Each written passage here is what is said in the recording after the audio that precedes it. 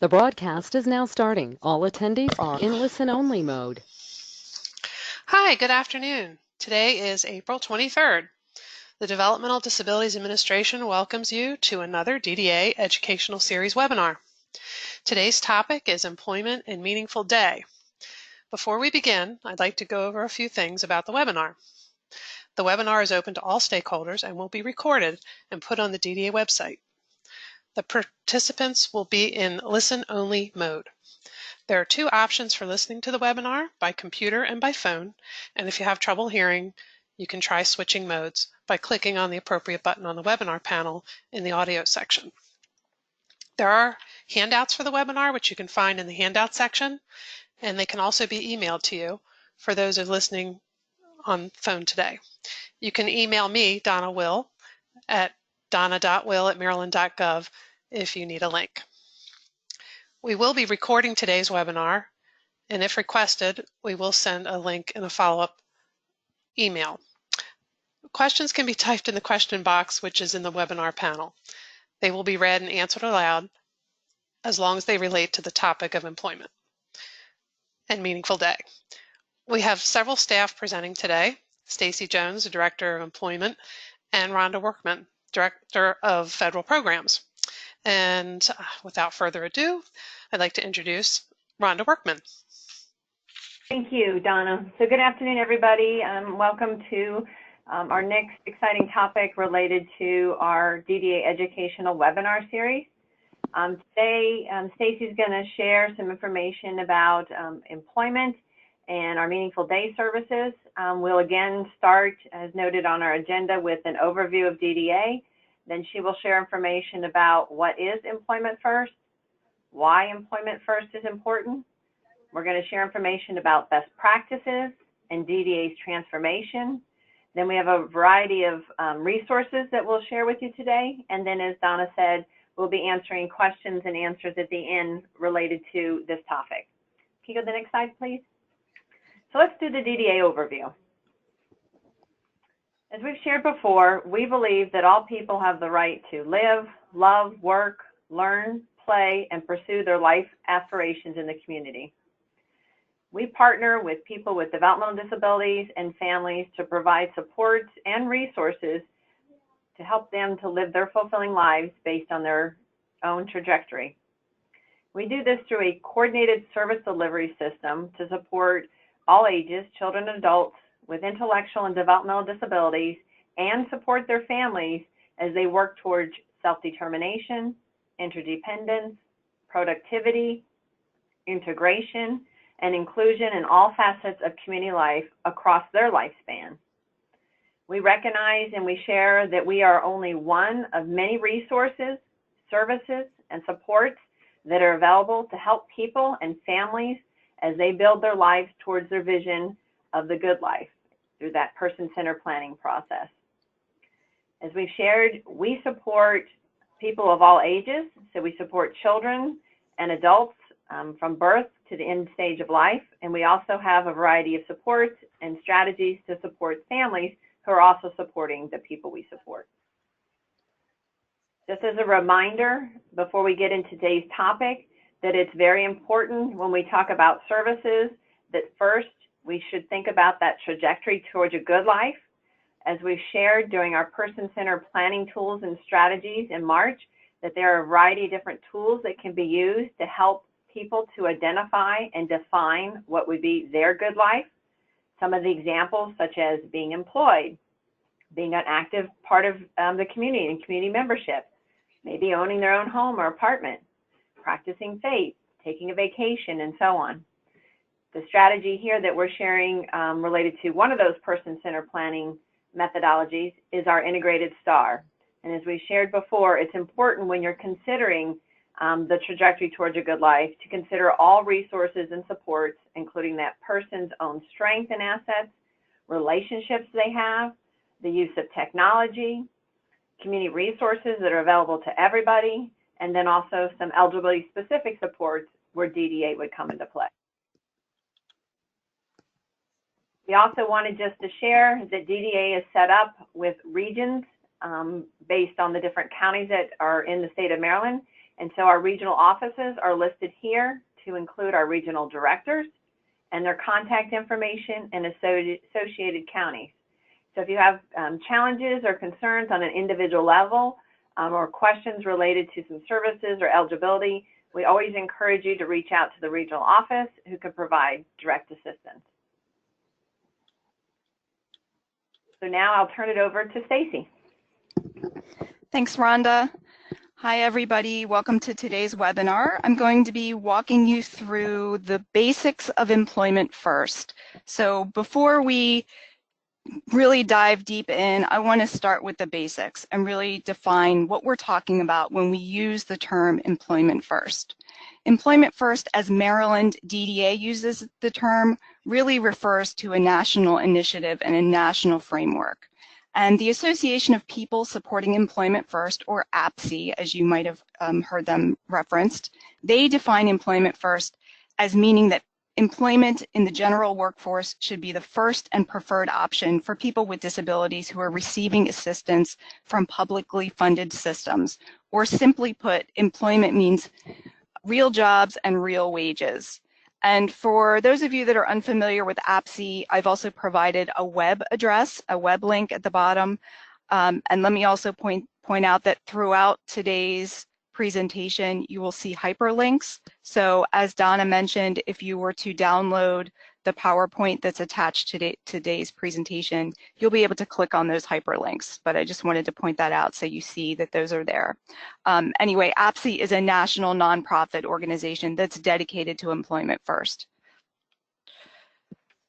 The U.S. Department of Labor's Office of Disability Employment Policy, or ODEP, says that publicly financed systems like DDA are urged to align policies, service delivery practices, and reimbursement structures to commit to integrated employment as the priority option for youth and adults with significant disabilities.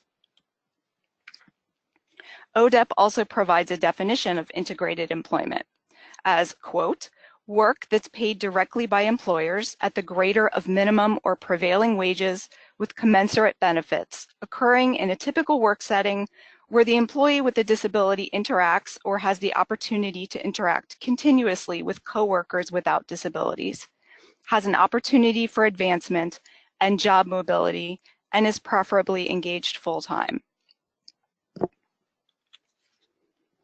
And here I've referenced part of DDA's own employment first statement. You can see the full statement on our webpage. And again, at the bottom, I've provided a link that will take you directly to DDA's employment first page. And at the end of today's presentation, I'm actually going to take you directly to the website and show you where you can find some resources. But in short, our own employment first policy says, all people who want to work can work and contribute in their community when they're given opportunity, training, and supports that builds upon their unique talents, skills, and abilities. Everyone of working age and those supporting them should consider employment as the first option prior to any other service options. So having said that and defined employment first, I want you to keep a few things in mind about employment first before we move on. First, employment first always starts with the presumption that a person with a disability can work, just like other people of working age in our society. And secondly, and equally importantly, is the fact that employment first does not mean employment only. And what I mean by that is DDA services are designed to support people on all parts of what we would call a path to employment. And that means people who are currently working, people that are working full or part-time. It could include people that are not currently working, but who are actively pursuing work. It could be people that are exploring possibilities around work, but maybe haven't yet identified what that means to them. It can include people that have not identified work as a current goal of theirs. It could also include people who are engaging in non-work activities, and also can include people of retirement age who no longer wish to pursue work. So I wanted to make that clear because sometimes when people hear the term employment first, they may assume that it excludes those other type of opportunities. So, although each of the situations that I just mentioned in the previous slide are supported, it's also important to note that if a person who is receiving DDA services is not currently working, that each DDA person-centered plan has a required section that's called the Employment Focus Area of Exploration, or an FAE. And I've included a hyperlink at the bottom of the page so that you can take a look at the person-centered plan guide example that's currently on the DDA website. But the Employment Focus Area creates the opportunity that assures that every person has active and ongoing engagement and conversation promoting paid work as an option, and as well as career advancement throughout a person's life. So in other words, employment isn't just something that a person is asked about once or twice in their lives or even annually, but it's something that's kept as an open and ongoing conversation that can grow and change and evolve throughout a person's life, just like it does for people without disabilities.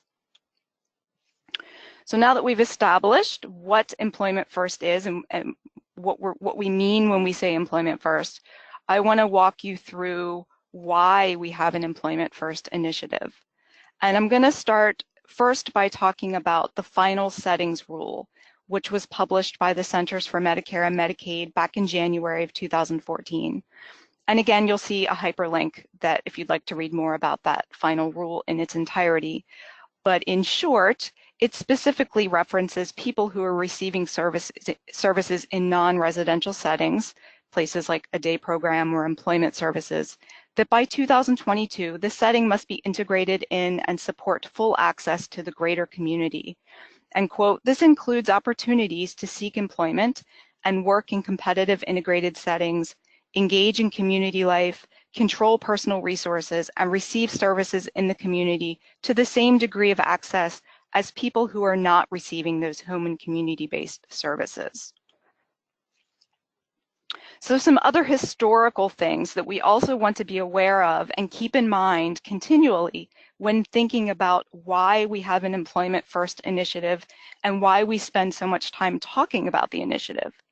We want to remember that people with disabilities have a history of institutionalization, of segregation, a history of expectations of a conformity to very prescriptive, program-centered lives.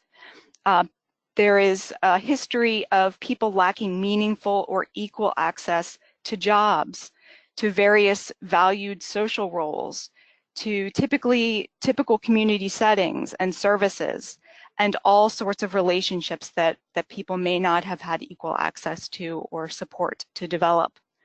And people with disabilities have historically lacked the same level of choice and meaningful involvement in their own lives and in their own chosen communities as people without disabilities may have. And also keeping in mind historically, this is a really big one, and one that we have to continually place focus on, is that people with disabilities have had historically low expectations placed on them by society related to things like work and community, relationships, and what is ultimately possible for their lives. Oops, go back to that. And because of all the factors that I just talked about, and many that I didn't mention, those are just the basics, this has led to many people with disabilities having what we would call program-driven or service-driven lives. And on the next slide, I'm going to talk a little bit more about what I mean by that. So on the screen, you see a few visuals, and let's start by looking at the visual all the way on the left-hand side. In blue is a person. This could be any of us, but in this situation, we're talking about a person with a disability. And like all of us, a person exists within the context of a family and their larger community, whatever their chosen community is. And when we talk about family, I just want to be clear that we mean a person's chosen family. So we recognize that not everyone's family is biological. People have people that may not be biologically related, but they're still considered family. So that's kind of what I mean when I say family. So now if we shift to the visual in the middle, we see that an unintended consequence of the more traditional disability support service system is that eligibility-specific services or programs, like DDA-funded services, have tended to wrap around a person and can create actually a bit of a barrier between the person and their family and their community. And this has led to what I mentioned in the previous slide, what we would call a program life or an eligibility specific life. And a program life is typically very heavy on health and safety considerations, but we all know that there is much more to life than just those factors. So now if we land on the graphic all the way on the right-hand side, which again shows a person back within the context of their families and their communities and interspersed throughout our services and supports, which are denoted by those little colored stars. And in one of the first slides, Rhonda referenced the integrated STAR tool, which takes a broader perspective in looking at what are all of the supports and services, relationships, technology, employment, all of the things that are the broader perspective of what is available to a person, and using those to support the bigger picture without creating that barrier around the person.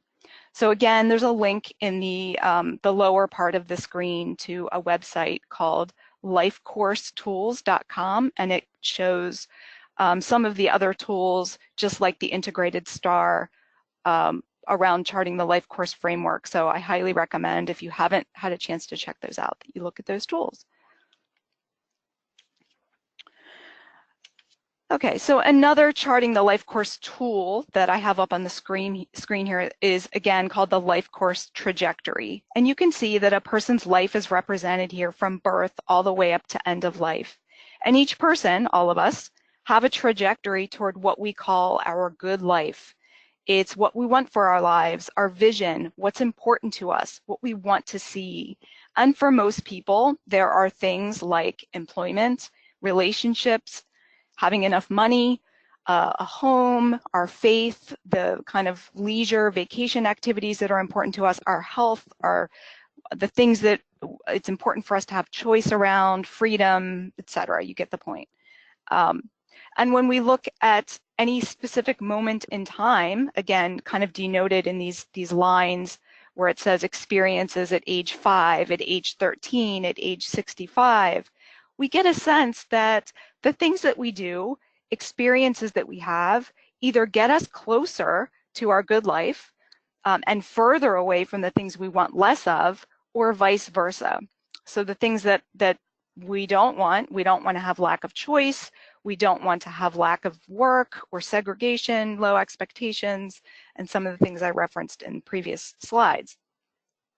So it's a general expectation in our society that people of working age are working. And those expectations don't just emerge as adults. And instead, we really get those expectations very, very early on in life. And it's very common to be having those discussions with small children.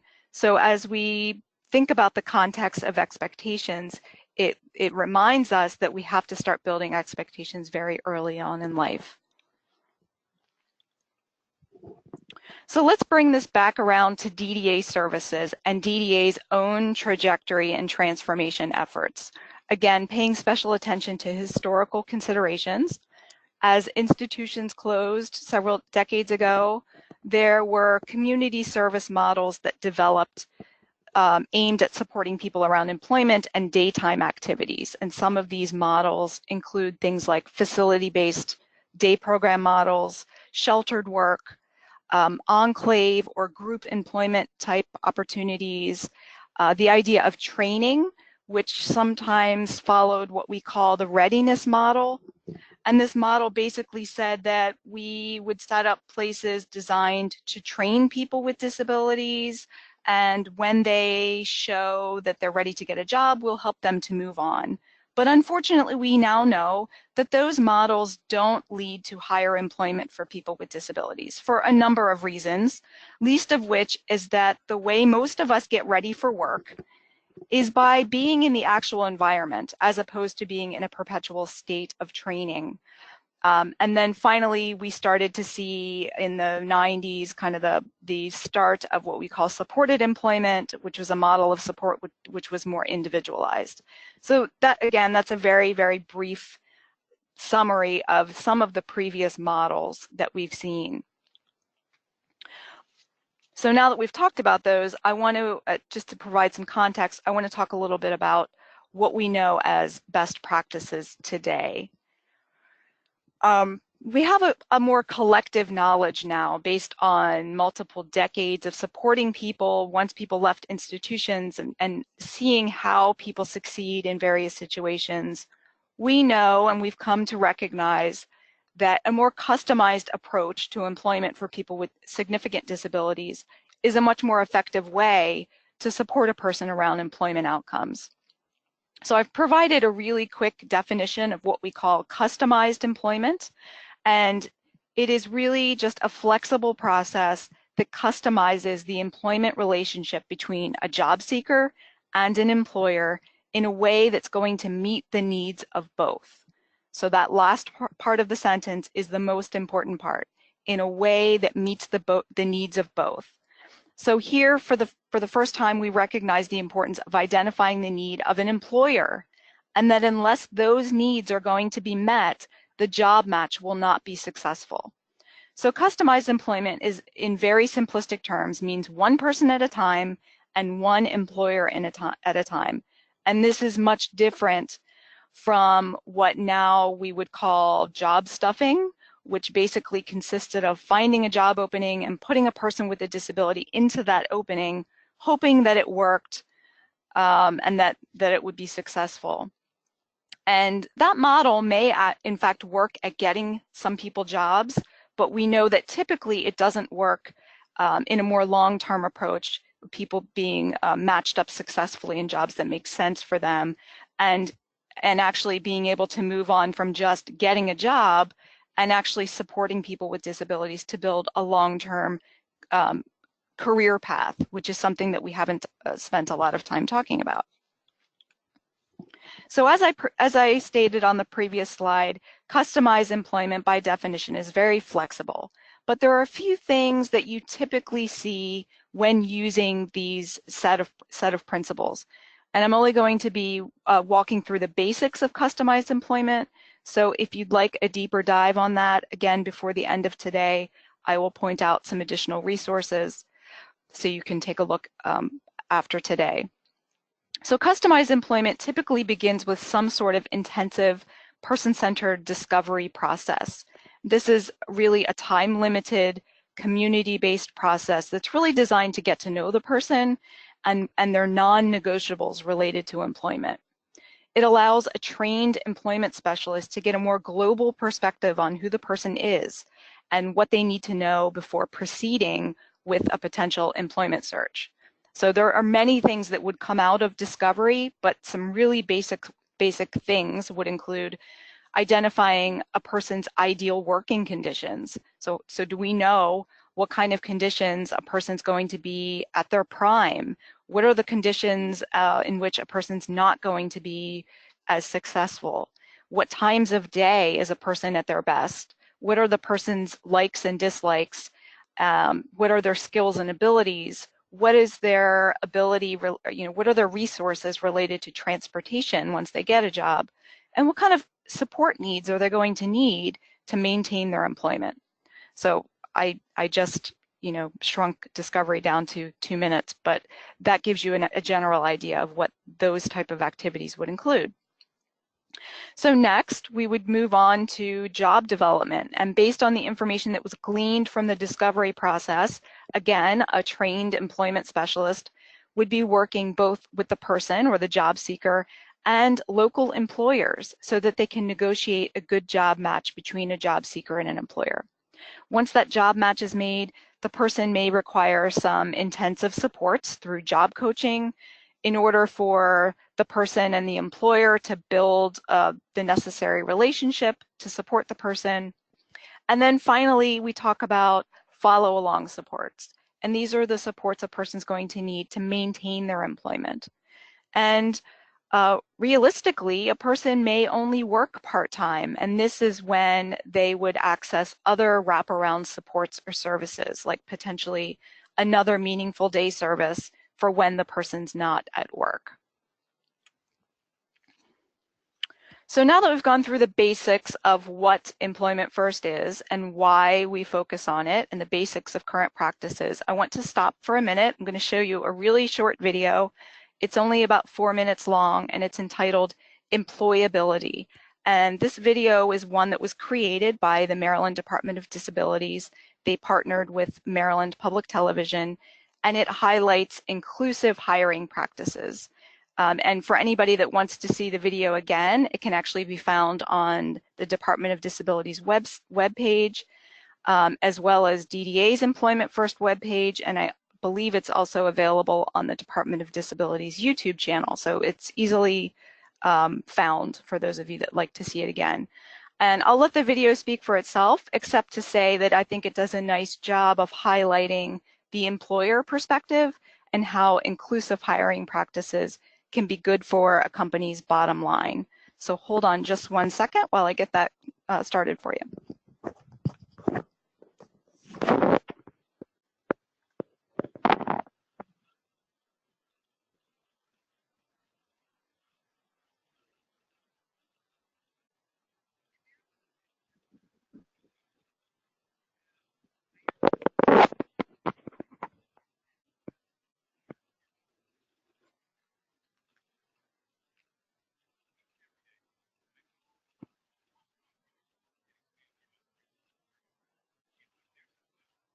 Stacy, the volume's not coming through.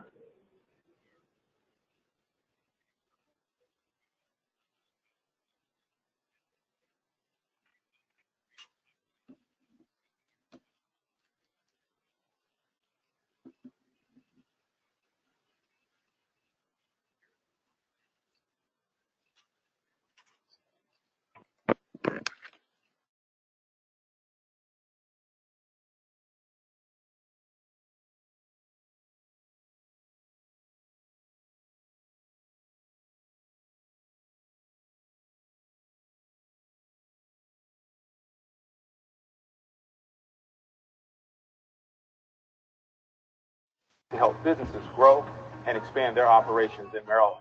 And when they're successful, they put people to work. We all want an environment that is diverse and inclusive. Quite often we talk about gender, ethnicity, but did you know that the greatest population of those seeking employment are people with disabilities? Here at Moburn, we hire hundreds of people a year, but hiring people with disabilities has turned out to be one of the best decisions that we've made. They're valuable employees, they always show up on time, they're very conscientious in what they do, and they've become a very valuable member of the Moburn community. We thought there might be some costs associated with bringing people in with disabilities, but it turned out not to be the case. The hiring process and training process for somebody with a disability is almost identical to what we do with any other person. People with disabilities have actually been a very good investment from a Moburn standpoint, and we look to do a lot more of that in the future.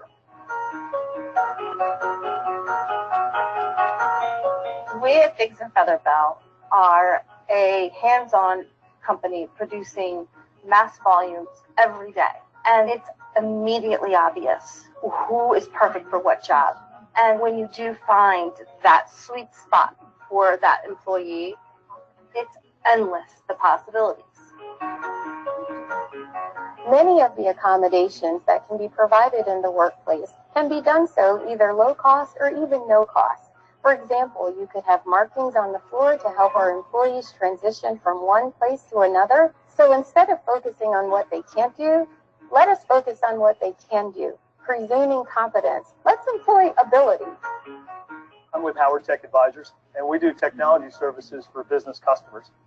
And one of the biggest challenges that we have is recruiting and retention of great employees. And one of the things I really appreciate about the young adults I've met with disabilities is that most of them are extremely motivated. They just want a chance to demonstrate their work ethic, their friendliness, their motivation. So whenever you hire a new employee, it doesn't matter what the skill level is. There's always a transition period, and there's always an investment in training and incorporating them into your culture. When I found hiring people with disabilities, it's just a little bit more cost on the front end. But if I have employee retention for a very long time, that'd be a huge win for me. Hiring people with different abilities has made us look in total different directions as we try to expand our workforce. We find that they're very reliable. We find that they're very productive, and that all contributes to the bottom line. We've been amazed at the ability of people with differing abilities to concentrate on the task at hand. We found that they pay attention to product quality, they pay attention to safety, they pay attention to what's going on around them. Everything we did to make it safer for the people with differing abilities made it safer for all of us. Big companies spend a lot of money on team building. We're a little company. But what we learned as we worked together to accommodate the men and women with differing abilities made us stronger, tighter, and more effective as a team. As a Latina entrepreneur, I know that our work environment can benefit tremendously from a wealth of diverse candidates and workers, from the Spanish dominant to the young folks to folks with disability. Our work environment thrives. Sometimes we all need a little help. And when you hire people with disabilities, you extend a hand up, not a hand out. We change Maryland for the better when we employ ability. Hi, I'm Maryland Governor Larry Hogan, and I encourage all Maryland businesses to value inclusive hiring practices and employ ability.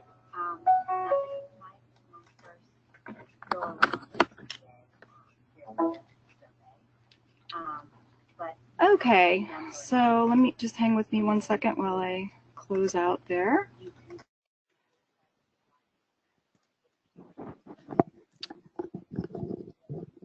Okay, I think we are back now. Donna, can you confirm that my audio works? Stacey, you're coming through. Thank you, Rhonda. Just want to make sure I had to re-plug in my headphones. Okay, so now that we've done some basic work here, we're going to talk more specifically about DDA and DDA's Employment First initiative. This trajectory that you see on your screen, again, looks very similar to the ones you've already seen in this presentation, but it represents DDA's vision for systems change. As Employment First systems, there are principles and values and outcomes that we would like to see, including things like people working, people being employed, people being active, participating members of their community, a system that's very focused on person-centeredness, a system that's flexible to meet the needs of a wide variety of people. And very important to that is having the capacity to provide the supports and services to deliver on that vision. And conversely, at the bottom, again, just like we saw in a person's trajectory, we also have a list of things that we don't want to see, or we want to see much less of. So we don't want people with disabilities who are of working age to be unemployed, or to be isolated, or to be living in poverty, or to be segregated with only other people with disabilities, or to have low expectations placed on them. And we don't want people with disabilities to be living eligibility supports only lives. And obviously these are not exhaustive, but they do help paint a picture of where our system is focused.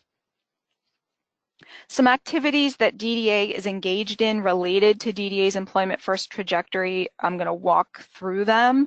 Again, I've included hyperlinks, so if you want to learn a little bit more, you could certainly do that. Maryland, as the state of Maryland, is currently phasing out the use of Department of Labor 14C certificates, because back in 2016, Maryland passed what's called the Ken Capone Equal Employment Act, which requires the phase out of those certificates by the end of September 2020. Our phase out is well underway, and if you click on the hyperlink, that will actually take you to the October 2018 report to legislators that was drafted by the Maryland Department of Disability and DDA, which outlines all the information related to the phase out of those certificates. DDA has engaged in an independent rate setting study that is aiding in the development of a billing and payment system and payment schedule for all of our funded services. And we're moving closer to the testing phase of that in the next coming months. Back since 2014, DDA has engaged in what we call our Employment Data Initiative, and that's a partnership with the Institute, with the Community Inclusion Institute for Community Inclusion, pardon me, at University of Massachusetts at Boston, which also is works in concert with the State Employment Leadership Network, or the SELN. And the link here will take you to DDA's public data page, where you can search outcome data for people receiving meaningful day services. There are data points that are collected by service providers twice annually, typically in the month of May and October. And this data includes things like the percentage of people that are receiving meaningful day services who are currently working, what types of work people are engaged in, the average number of hours in a 2-week period that people are working, wages paid, and people engaging in community-based non-work activities. The data is really easy to sort through. You can actually look at data at a statewide level. You can look at our 4 DDA regional or 4 DDA regions and how the data differs according to region.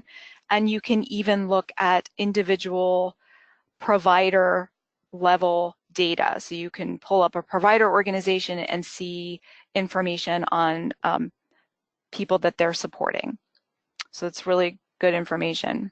And it also is not just something that DDA uses for transformation, but it's also this data allows provider agencies to really track as they engage in their own transformation efforts and strategically look at how they want to see those numbers change. So over the past year, starting back in around this time in 2018, DDA began non-residential site validation visits to begin assuring that provider agencies are in compliance with the CMS final rule, which I mentioned at the very beginning of the presentation. DDA provides technical assistance by various methods, either directly to provider organizations related to best practices and transformation. This has included things like bringing subject matter experts into Maryland to work either directly with DDA as a state agency or with groups of provider agencies, or even directly with individual provider organizations on how to improve outcomes related to employment and community membership for people with disabilities. And finally, as far as resources go, DDA really strives to provide resources related to all things Employment First. So this link will take you again to our Employment First page, and it includes lots of resources, links to previous webinars, newsletters, and lots of other good stuff. So if you're not on our mailing list, I will point out at the end how you can do that, but I'm assuming that many of you probably are. Other Employment First initiatives have included partnering with our Employment First state leadership team, which shares an Employment First strategic plan, which again is currently on DDA's website. You can kind of see what that strategic plan outlines. And DDA continues to partner and collaborate with other state agencies related to Employment First. So if you click on the hyperlink, that will take you to another YouTube video. It's really short, that just kind of talks about how all of those state partners collaborate around employment. And finally, DDA is realigning its service system to better support employment outcomes, and that's what we're going to talk about now. So everything we've talked about so far has been kind of higher level overview, national context, what is employment, why do we talk about it? But now we're going to talk a little bit more about DDA services specifically. And DDA uses the term meaningful day services to denote our menu of services that are designed to support people on every path, every part of their path to employment, regardless of level of disability and the support needs that people may have. Meaningful day services are designed to support a person to work in competitive integrated employment, to develop and maintain skills. They're designed to help people engage in community life, control their personal resources. And an important thing to note here is that meaningful day services are not meant to be used as respite or as daycare or just a place for a person to be, but instead are designed to be habilitative in nature. In other words, they're designed to support people to maintain or learn new skills, to help them reach their personally identified goals. So before we can talk about our systems transformation, I want to provide some reference by describing some characteristics of DDA's meaningful day service delivery model, both historically and currently. Currently, a person can only access one meaningful day service per day. And I've mentioned several times in this presentation the importance of flexibility.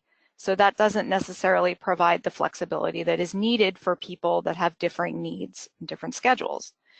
Each current meaningful day service is based on a 6-hour day.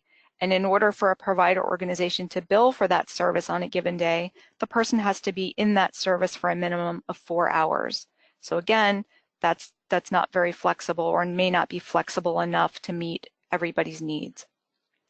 And our current services are not necessarily focused on outcomes, and this is why our data initiative is so important. If we were just to pull service data or numbers of people accessing a particular service, we wouldn't be able to make very many assumptions about what types of things people receiving those services are currently doing. For instance, if we were to say, this is the number of people currently receiving supported employment services, that wouldn't tell us the number of people that are currently employed. So that's why we look to our employment data to give us that level of information. And services have typically been focused on more facility-based models of support and group models of support, as opposed to services that are designed to support a person to access their community and employment.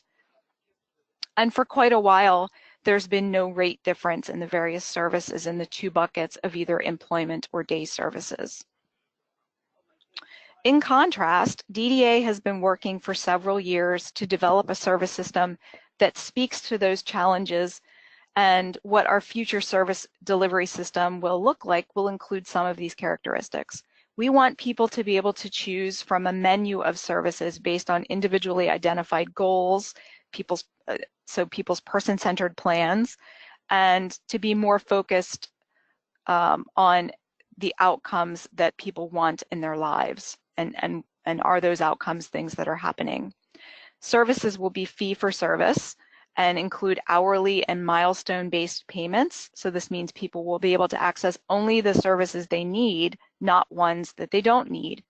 And that will include the ability to access more than one service in a particular day. Our service models are based on best practices in employment and community development, which we touched on a little bit earlier.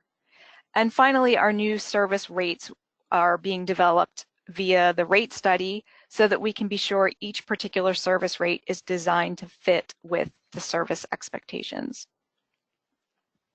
So keeping in mind all of the things I've just described related to DDA service alignment, I want to highlight information related to our actual meaningful day services. So this chart shows all of our meaningful day services split into two columns.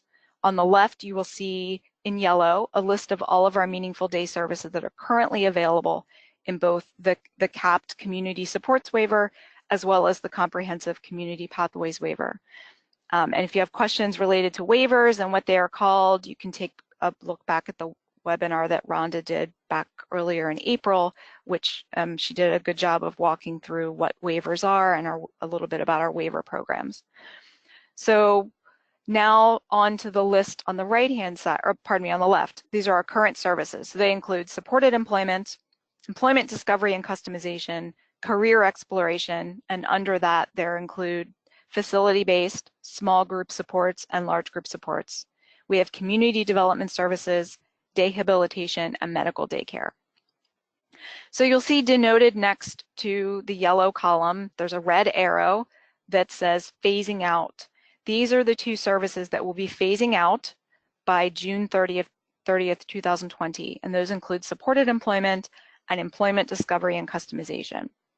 On the right-hand side, you'll see the entire menu of meaningful day services, including a new menu of employment services at the top that will be available beginning July 1st, 2020. Also available in both waivers. Those new services include discovery, job development, follow-along job supports, ongoing job supports, co-worker supports, and self-employment development supports. And hopefully you've noticed that those services that I just named sound a little bit like some of the best practices that I mentioned earlier in the presentation when I walked through customized employment. And that was a purposeful thing that we tried to infuse in our menu of services. So in a few slides, I'm going to show you where you can find a downloadable and recorded resource that walks through each of the services in this chart in more detail.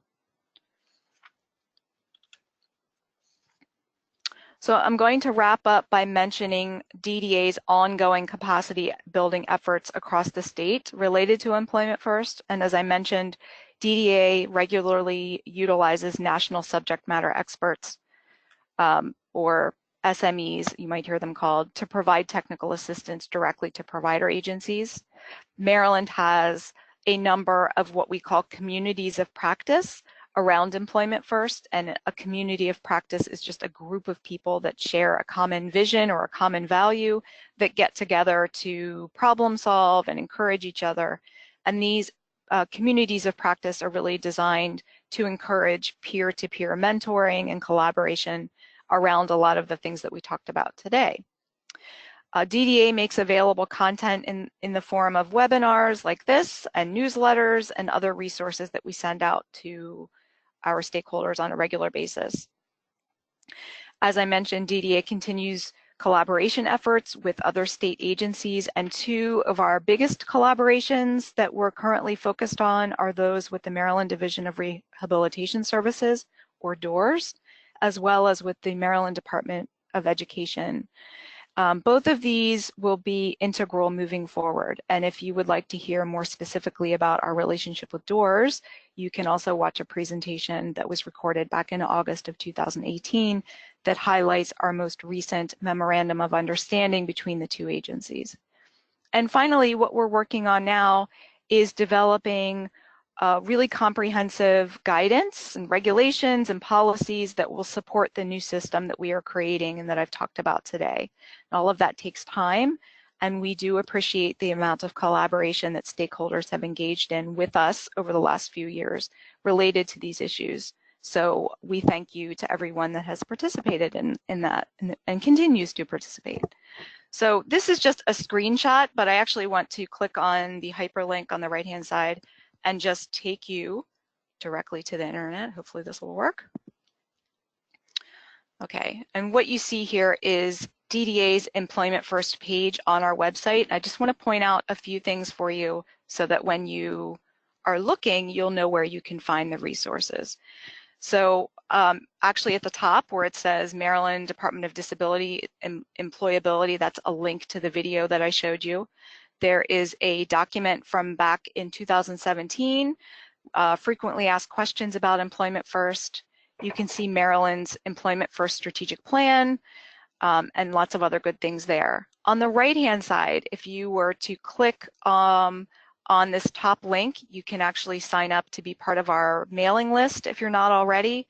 And if you click on this little icon here, it will take you to links of archived Employment First newsletters going all the way back to April of 2017. So if you want some quality reading for the weekend, you can check those out. Also on the right-hand side, where you see this little map of the United States, if you click on that, it's going to take you to Maryland's data initiative. So you'll be able to look directly at Maryland's data related to what I mentioned earlier, employment rates and specific provider organization level data.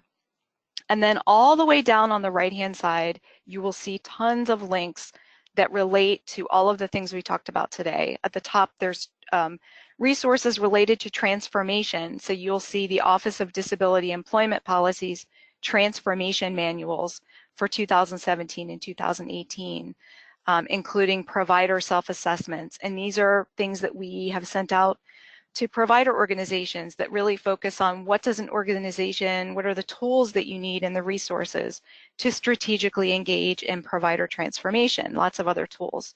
Then you'll see some other videos and webinars, and then down here you get to actual resources related to customized employment including training opportunities, other things like transportation, community building, person-centered planning. You can just go all the way down and see. And then the final resource that I want to make you aware of on our website, if you go all the way over to the left-hand side under services we provide, you'll see a link that says training and webinars. Click on that, click go on webinars, and you will see lots of archived webinars going back quite a few years related to Employment First. So these are deeper dives into a lot of the things I've talked about today, like what Employment First is, all about customized employment, everything related to those things. There's various topics. But the one resource I want to make you, or actually a few resources I want to make you aware of, there is a webinar and a PowerPoint from January of this year, and it's entitled Meaningful Day Service Updates and Alignment. So back on that chart where I showed you the names of DDA's current and future Meaningful Day services, you can click on this and it will take you to a recorded presentation where I walk through in more detail each of the services. What are the services? What are the requirements? And what information you would need to know about that. So that's I think, an important resource that will provide more information specific to our services. So, well, I think that's enough time on our website. Again, that's just a screenshot of what I just showed you related to our past webinars.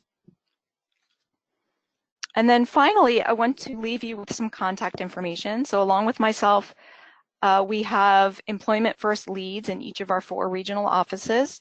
At our Eastern Shore office, we have Kathleen Walker-Roberts. At Central, we have Lachelle Green. In Western Region, we have Brenda Spiro, and in Southern, we have Jasmine Thomas. And all 4 of these leads are highly knowledgeable about Employment First and our Meaningful Day services, so they are also really great resources. My contact information is also on the screen.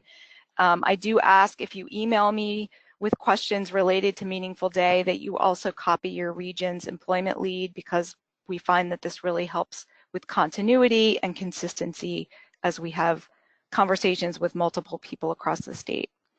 That gets me to the end of my presentation, and now we'll open it up to questions. Great. So thank you, Stacy, for sharing all that great information. We have about 8 minutes, so I'm going to ask some of the questions, and Stacy can respond to them, and we'll get to as many as we can. So the first question is, do public and private companies have an incentive to employ people? So they have an incentive. The incentive that any employer has is that it's going to make good business sense for them to hire a person. So there are tax credits that exist for people that hire a person with a disability. However, we have found in general that the biggest incentive is helping an employer understand a specific job match and why it makes sense. So it only makes business sense for an employer to hire a person if it's a good job match. So that's why we spend a lot of time talking about customized employment, really taking time to do quality and substantial discovery with people, and also doing work directly with employers to find out specifically what their employment needs are so that that good job match can take place. Great. The next one is, states, I love this approach. However, I wonder how this works with someone with a significant or profound disability who will need supports during waking hours. How is someone like this going to find a minimum wage job, particularly given the support person's needs to be paid as well? What does a flexible process mean? Sure. So that's a really good question that gets asked very frequently. So anybody that's heard me speak has probably heard me talk a lot about this idea. So I think for me, thinking about a person's vision for their good life and thinking about expectations, that's where a lot of this starts. So even a person that requires a significant amount of support may still be interested in pursuing employment. But the only way that we're going to understand whether somebody wants to or makes sense to pursue employment is by making sure that people have access to exploration, that they have access to typical community settings, and they have access to build relationships with other people beyond just people with disabilities and paid staff. Because we know that most people, at a very high percentage, the way that a person ever gets employment is through relationships. It's not through walking in and applying for a job. It's not through answering want ads. It's typically who you know. So we know that people with very significant disabilities have historically had very limited social networks. So one of the things that I always recommend is, if we focus on getting people experiences, we focus on expanding people's social networks, we're going to see some natural kind of organic growth toward exploration of new things and new experiences, and those things can build upon each other. So when I talked about flexibility, what I mean there is, specifically I was speaking about our system, which, as I said, is somewhat rigid currently in that a person can only be in one service in a particular day. So when I was referencing flexibility, I'm talking about the fact that a person, regardless of what disability they have, under our new service system, will have the ability to develop a week or even a day that looks more like what they would want their lives to look like. So, and a person that requires support 24 hours a day can still be engaged in activities that can lead to work, but it's a more individualized approach. Great, thank you. The next question is, what is the current requirement of hours required to work under supported employment to continue DDA services? I have been told 20 hours a week and volunteer hours do not count. Okay, so supported employment, in order to receive supported employment for a given day, a person has to be in supported employment services for at least 4 hours in that given day. But having said that, the person doesn't need to be working for 4 hours to be in supported employment. So the person can be involved in supported employment activities. Those could include seeking employment, could include discovery, could include other things related to a person's employment goal. So there is no requirement currently that a person be working a certain amount of hours in a week to receive supported employment services. The only requirement is, in order to receive supported employment in a given day, they have to be in that service for at least 4 hours for the provider to bill for that service.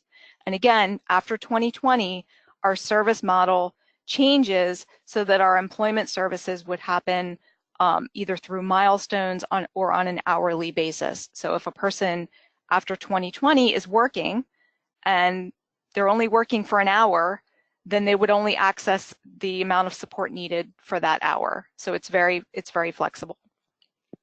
Great. Next question. What is the difference between job and career?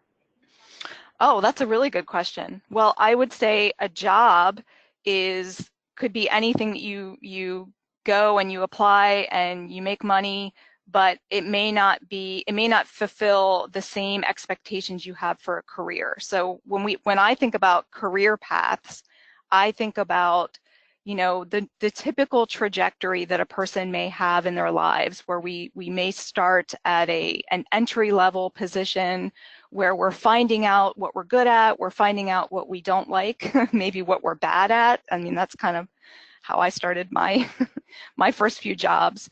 And then once you learn some more information about yourself, and if we're talking about a person with a disability, we also are able to observe things about the person, and the person's going to develop more concrete interests and things that they're interested in. And there's typically, most jobs may have a career path associated with them, where you have the ability to learn additional skills that may lead to another job. So a career is, and obviously I think people's career paths today look much different than maybe they did 40 years ago, where people stayed in the same industry or the same business. But that's all very fluid now. People tend to move from different jobs or even different careers.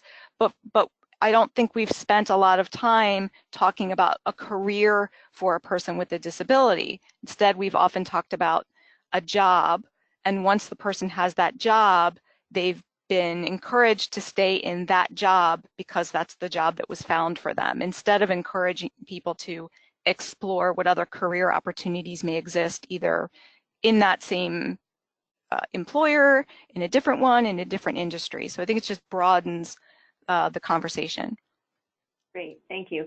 So we're at 1 o'clock, and there's a few other questions that have come in, and I just want to encourage everybody to look at the waiver programs. We have a variety of information to include the actual waiver document that was approved by the federal government. The reason why I'm referencing that is the waiver documents in what's referred to as Appendix C will include details about the service scope, requirements, what defines a milestone, what services are beginning or ending based on those transition that Stacy was talking about. And so some of the questions are related to that. So some of the information will be readily available in those documents. And in respect of everybody's time being 1 o'clock, we appreciate you joining us today for the webinar. We will work to get this information saved, the webinar saved and posted on the website so others can view.